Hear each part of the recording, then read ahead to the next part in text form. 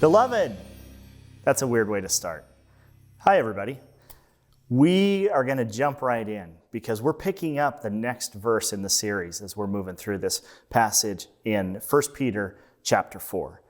I think that this is one of those really meaty passages. We're only going to look at one verse tonight. So grab a hold of your Bibles. I want to make sure you've got a notebook so you can scratch out your questions, so you can circle, so you can draw arrows, all those different kinds of things. We are going to be jumping around quite a bit throughout the Bible. So that's one of the things I want you to be thinking of as we're moving through this passage. We're going to be spending most of our time in 1 Peter, but we're also going to be spending some time in 1 Peter chapter 1. So if you want to put a bookmark in 1 Peter chapter 1 at the beginning of the chapter right as we're starting off, that'll help you get started a little bit faster. But for right now, let's get started. We're headed to 1 Peter chapter 4. We're going to only do verse 12 today. Only do verse 12 because there's a lot jam-packed in here. And it's one of those really important bridging verses between where we were last time with talking about how God allows us to go through suffering in the image of Christ so that we can better serve our friends, better serve fellow believers in our words and also in our actions. So that's going to be this important tie that we look at because remember who Peter is writing to. He's not writing to people in 21st century Meridian, Idaho who can just kick back, have it easy all the time. He's writing to people who are getting ready to go into some really hard persecution. So I don't know about you. I'm just going to tell one quick story and then we're going to move into the passage because I think it's really helpful for us to think about how and why Peter's writing this letter to these people. So one of the things I love to do, a lot of you know I've got a younger brother. One of the things that you may not know is when I was growing up, we lived in a 2-story house. And the stairway was one of those stairways that was open all the way around, so you could see somebody coming up the stairs one way, and then they'd double back and come in, and our 2 bedrooms were right at the top. And so one of the things I loved to do to my brother is he was always a little bit nervous because the stairway was kind of dark. There were those pictures on the wall that watched you as you walked past. It was a little bit creepy, super dark brown carpet. He was nervous. It's a little bit of a creepy spot. So he would go pounding up those stairs, running as fast as he could to get up into his room that was at the top of the stairs. Well, me, being the good example of a big brother, would stay at the top of the stairs. And I would just sneak inside his room, just on the inside of his room, when I hear him pounding down the hall. And then he'd come pounding up the steps, boom, boom, boom, boom, boom, boom, boom, boom, boom, boom, boom, boom. And he'd turn the corner, and I didn't ever have to really do anything. Maybe just reach out, touch him on the shoulder, or just jump out and say, "Hi!" And it was beautiful. It was a thing I always loved to see. Because what would happen is he'd be running as fast as he can because he's a little bit nervous that something's going to jump out and get him. Come running around the corner and something jumps out and gets him. And his legs amped up to Mach 10 and his body went the other way and his head swiveling all around. And usually there were screams and down the hall, out the window, who knows where he went. But he always got himself out of that situation. And I loved that as a big brother. I loved scaring him. And it didn't matter where it was at. If I would jump out of the basement door, if I would jump out of the pantry, if I would jump out of the woods when we played in the woods, I always loved scaring my little brother. So, one of the things, though, that I always knew is the key to scaring your little brother, and if you've got a little brother, just take notes, you can write this in your notebook, is the element of surprise. So, if he knew, if I wasn't quite on top of my game and I was running up the stairs to try to get into his room before he came up around the corner, he knew I was there. There was nothing scary about knowing that it was just me in his room and not some terrible monster. So as long as he had a little bit of warning, as long as he had some indication that something was coming, he'd never be scared. And I'd always be bummed out and I'd still get in just as much trouble. But the thing that I started to realize, it's that element of surprise that's so off-balancing for people. I don't know how many of you have had somebody jump out of a closet at you. Maybe you younger brothers and sisters have had that happen to you. Maybe you older brothers and sisters have had that happen to you. Or like when you're listening to your earbuds and all of a sudden somebody comes up and puts their hand on your shoulder and you didn't know anyone was in your room. All those times, it's the surprise that scares us. And we feel that adrenaline dump through our body and it goes tingly. You can feel it tingle all the way down to your arms and legs. It's because you're surprised. And one of the things that I love about this passage is Peter knows that these people are going to have some bad things happen to him in the future. But what he doesn't want to have happen to them is he doesn't want them to be surprised. So as we're reading through this passage, keep that in the back of your mind, that Peter intends so that people know difficult times are coming, so that when they do, they're not surprised and they aren't plunged into this chaotic thinking about, why is God doing this to me? Or is God even there? That people know and can be forewarned and can take action on that. So keep in mind, that's who he's writing to. Now let's look right in. 1 Peter chapter 4, starting in verse 12, he says, beloved. Oh, that's why I greeted you that way. We're going to talk about that in just a minute. But he says, beloved. Some of your translations may say, dear friends, but that word beloved is really important. And we're going to talk about that more because he only uses that in one other place in this book. He actually uses it a ton in 2 Peter. But we'll kind of move through what that means. But he says, beloved, do not be surprised. And that do not be surprised, that's an order. That's an imperative. It's a command. Do not be surprised. Not just an encouragement or guidelines or anything like that, but don't do it. Don't be surprised. And that's a direct injunction that he's giving to these people. So he says, beloved, do not be surprised at the fiery ordeal among you, which comes upon you for your testing as though some strange thing were happening to you. So what Peter's trying to do, just like if I were to put down at the bottom of the stairs when I was going to scare my brother, a little sign that said, hey, Nick, Mike's at the top of the stairs. He wouldn't have been scared. He would have hit me with a baseball bat or something. He would have been prepared for what was coming ahead and he wouldn't have been off balanced. But Peter doesn't want that to happen. He wants these people to continue walking forward in the way that he is teaching them to walk in light of Christ's suffering and in light of Christ's example. So let's look at that word. Like I say, we're only going to look at one verse today. Beloved, do not be surprised. That word beloved. Think about all the times when you've greeted someone and said, beloved.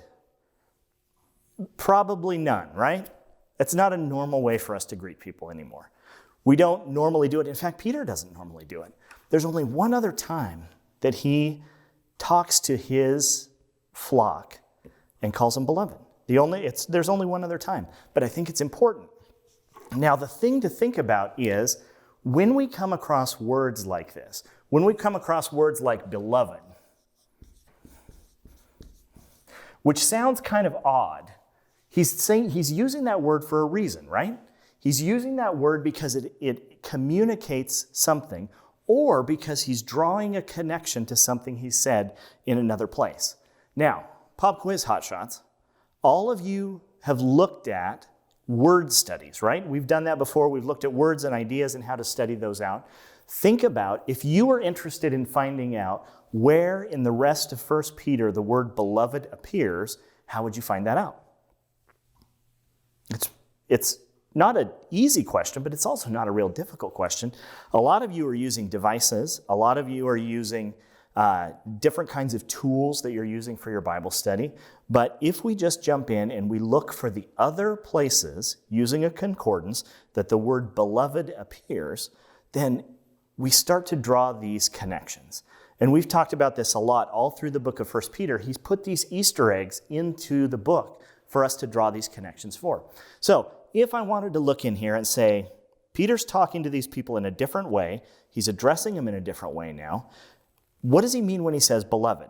So the easiest way, and I'll be honest, I'm using my iPad right now, but the easiest way is for me to just do a quick word search. I can find where else he's using the word beloved, and lo and behold, I'll give you the answer because I know you haven't gotten your concordance. But all the way back in chapter 2, verse 11, he addresses them in the same way. This is the only other place that he does this. And listen to what he says to them. Now remember what he just got done saying. Beloved, don't be surprised at the fiery trials that you're facing because there's an element of testing that's involved. Listen to what he says in chapter 2, verse 11. Beloved, I urge you as aliens and strangers to abstain from fleshly lusts which wage war against the soul. Keep your behavior excellent among the Gentiles, so that in the thing in which they slander you as evildoers, they may, because of your good deeds, as they observe them, glorify God in the day of visitation. The two places that he chooses to use this word are both places where he's giving them a warning. He's giving them a warning about how they're dealing with other people, how they're dealing with outsiders, how they're acting in a way that's different from the other people who are around them. In this particular passage, it's very clear that he calls them aliens and strangers, so they don't belong in the groups that they find themselves in. These were people who were going to the market, they were going to their jobs, they were working with other people in the community, they were doing all the normal things that people did in this time, and not everyone was a believer. And so one of the things that started to happen is these people that he was writing to stuck out. They were different. They were noticeable because either the things that they did or the things that they abstained from doing. And in this case, he's talking about abstain from fleshly lusts which wage war against your soul. So it's this very almost militaristic idea that when he calls them beloved, he is reminding them of some hard truths he's going to have to tell them. That's something for us to remember, right?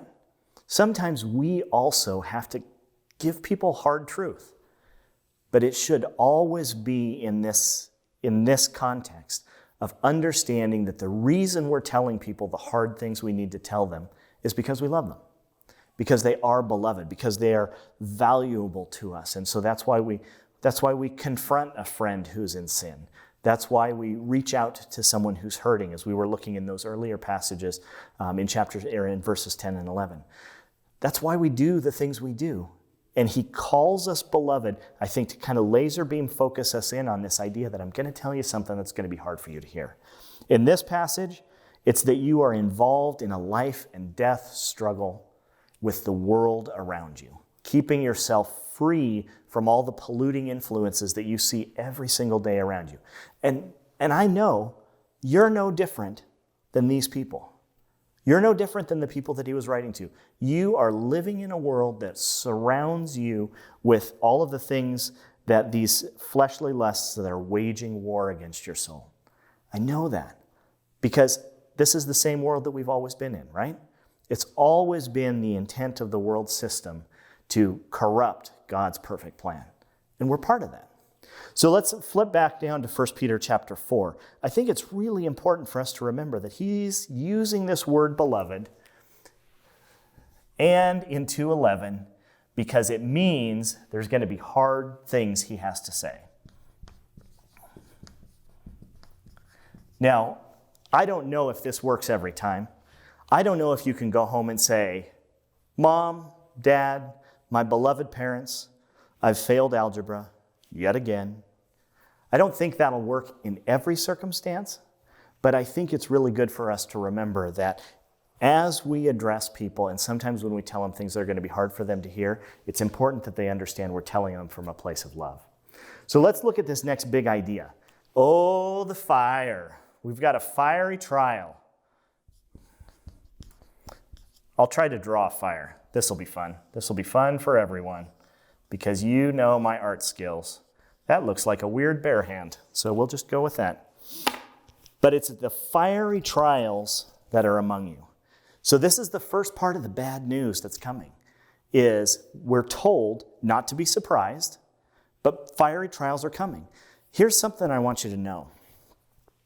Trials and difficulties and temptations, though temptations and trials are often used interchangeably, they're normal. We should be expecting them. He tells us right here that we're not to be surprised. We should anticipate that we will go through difficult times. We should anticipate, as he outlined in some of the other verses, that people will treat us very badly when we're a believer. We should expect that.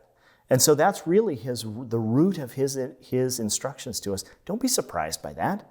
Don't be surprised that the world hates you. The world hated Christ. The world hated his disciples. The God of this world hates your God. Don't be surprised by that. And that's kind of the big picture idea that he's starting to wrap us into here, is that when we think of these difficult things that are happening, even today, when we look around at all the disorder and the chaos, I know I've talked to some of you. I know all of your small group leaders have talked to some of you. It's a really chaotic time right now. it's really difficult for us to understand what is God's plan and how is he working forward. We know that there are people within our congregation who've lost their jobs. We know that people in our congregation who are sick right now. And we know that there are these difficult trials and temptations that come through. Now, to be perfectly honest, is he talking about coronavirus in this passage? Probably not, right? It hadn't mutated yet. It wasn't born yet. What he's talking about, I think, is really important for us to think about because remember, we said this is a bridge passage, so he's moving from one idea into another. So when we're trying to figure out what in the world fiery trials are you talking about, we need to ask the question of what are those trials? Well, here's the clue. Look in verse 13. But to the degree that you share the sufferings of Christ, keep on rejoicing so that also at the revelation of his glory you may rejoice with exultation. Here's the trials. If you are reviled for the name of Christ, you are blessed, because of the Spirit of God and of God because of the Spirit of glory and of God rests on you. Make sure that none of you suffers as a murderer or a thief or an evildoer or a troublesome meddler. But if anyone suffers as a Christian, he is not to be ashamed, but it is to glorify God in his name. So the trials that he's talking about there aren't kind of the wayward trials of life. They aren't just the things that happen because we live in a fallen world. These are specific things that people have targeted towards us because we are Christians. These are people who are suffering for the name of Christ. The people he's writing to are soon going to be losing their jobs. They're going to be losing their families in some respects. Some of them are going to be killed. Some of them are going to be thrown into prison because of who they believe in, because they've trusted in Christ for their salvation. So it's really important they're not surprised by this, right? So he's giving them fair warning. So when they get to the top of the stairs, they don't lose it when these trials jump out of the darkened room.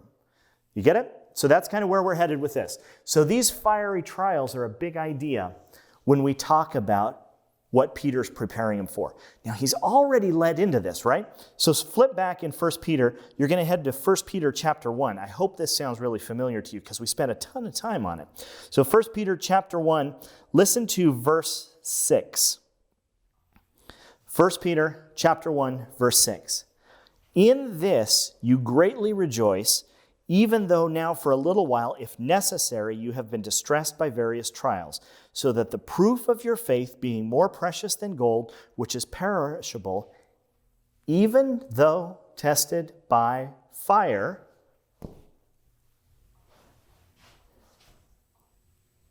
may be found to result in praise and glory and honor at the revelation of Jesus Christ. So he's drawn two connections for us, right? He's used beloved in two places that calls out specifically that they're going to be heading into difficult times. And now he's brought up again this idea of a fiery trial. Well, what can we know about this fiery trial? Obviously, it's fiery. It's painful. It's difficult. If you've ever burned your hand on a hot pan, you know exactly what he's talking about here. It's a trial that initially you touch that pan and it's like it takes too long for the signal to get to your hand before you let go of it.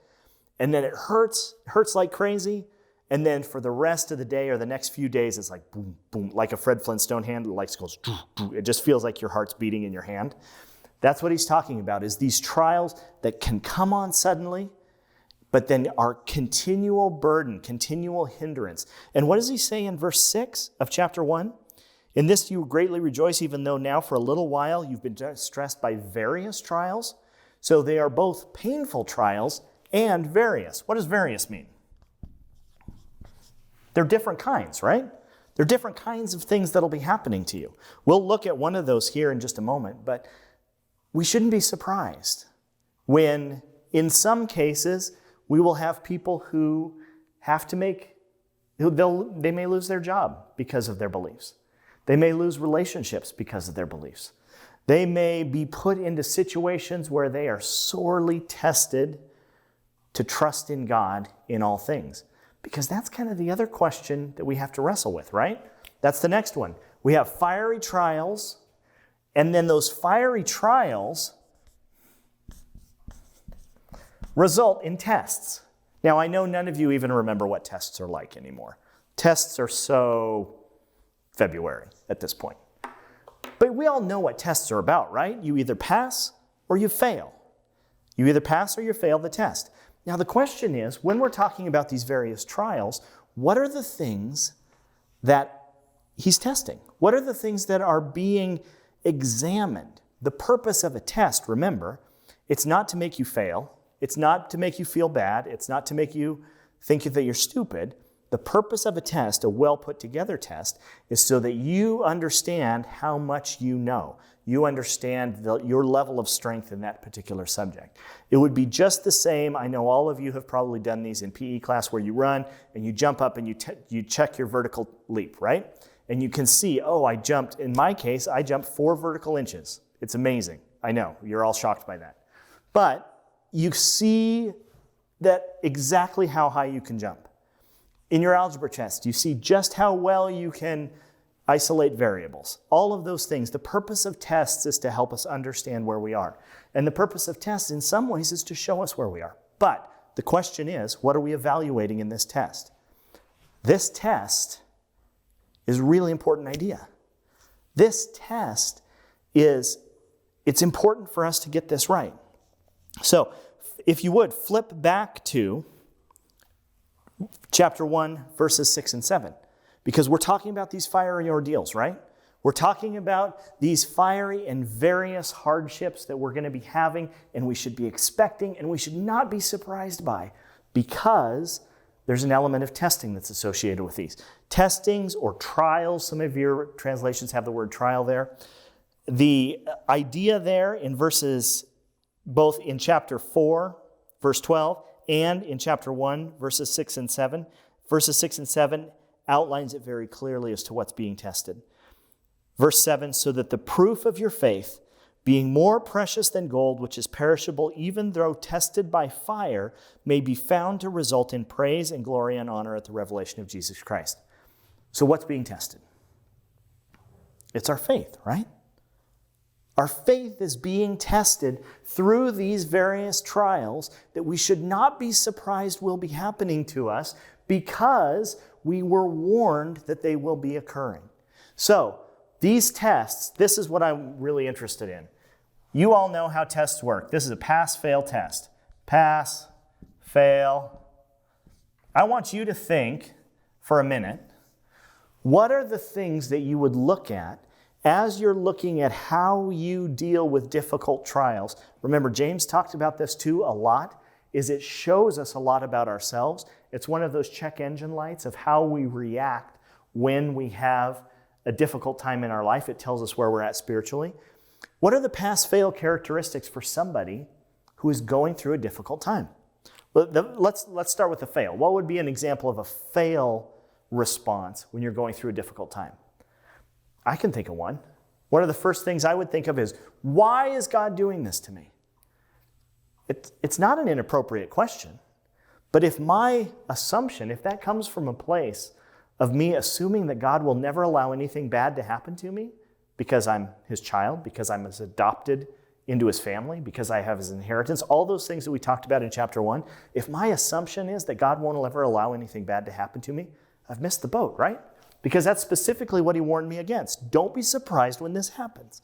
So if my first reaction is to say, I had no idea that this could happen to a Christian. No, Peter told you. Peter told you right up front, right at the beginning of this verse. So if that's what you're thinking, just rewind to the back of the video, start over again, and watch the introduction again, because I just got done talking about it. So a fail response would be surprise. One of the things that I'm always thinking about is we think about these people in the Bible who went through very difficult times and didn't understand why they were being tested. I always think of Job, my good buddy Job. And what did his wife tell him to do after the second round of testing? She said, just curse God and die. Just curse God and die and get it over with. Does that seem like a right response to trials and testing? No, that's a terrible response. So cursing God. And let me tell you, it's not going to look in your mind like some guy in a bathrobe with a long beard, cursing God like you would picture with Job. Cursing God is saying that God isn't good, saying that God isn't able to control the situation. It's saying that God isn't able to do everything perfectly as he pleases, or it's saying that God doesn't know what's going on. All of those things undercut who God is, because we know that's not right. So if we react with surprise, if we react with cursing God, here's one that I often think of, and I honestly often fall into. I fix it myself. I got this. I've got it under control. We talked last week about sometimes the means that God uses of delivering his grace into our lives for his glory as other people. For me to just say, you know what, God, I got this. I can handle this. I'm going to do this my own way. That's exactly what we see over and over again in all the failures of the tests of faith in the Bible. When Moses smacks the rock instead of talking to it. When Abraham tries to figure out his own way to achieve the promise by sleeping with his wife's handmaiden. When we have all of these people who say, you know what, I've got my own way. I've got this all figured out, God. Just step back. I've got this. Those are fails. Those are fails in the testing of our faith. So we know what fails look like. Hopefully you don't. Well, you probably all have. At some point, you've all faced a test and you've all failed in it. I know I have. I know you have too. And if you haven't yet, you will, because we're human. But this is the thing that we should be striving for. What is the response of the person who finds themselves in a trial that will pass that test, that will show that their faith, from verse 6, that their faith is genuine and that it is worthy of passing through the fire and that it's more precious than gold?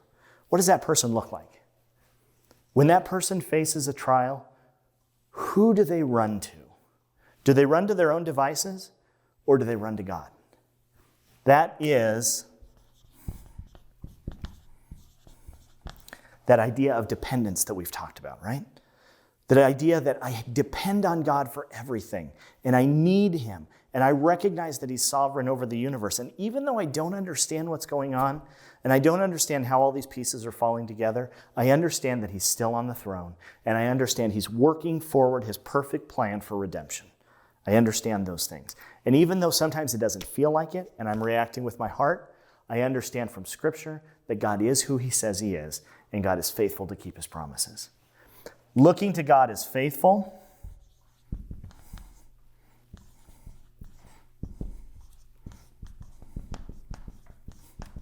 is trust, right? We're trusting that God is going to do what he said he was going to do. We're trusting in the fact that these temporary trials that he talks about in chapter 1, that these various different kinds of trials, that these painful trials are part of what God is working in us.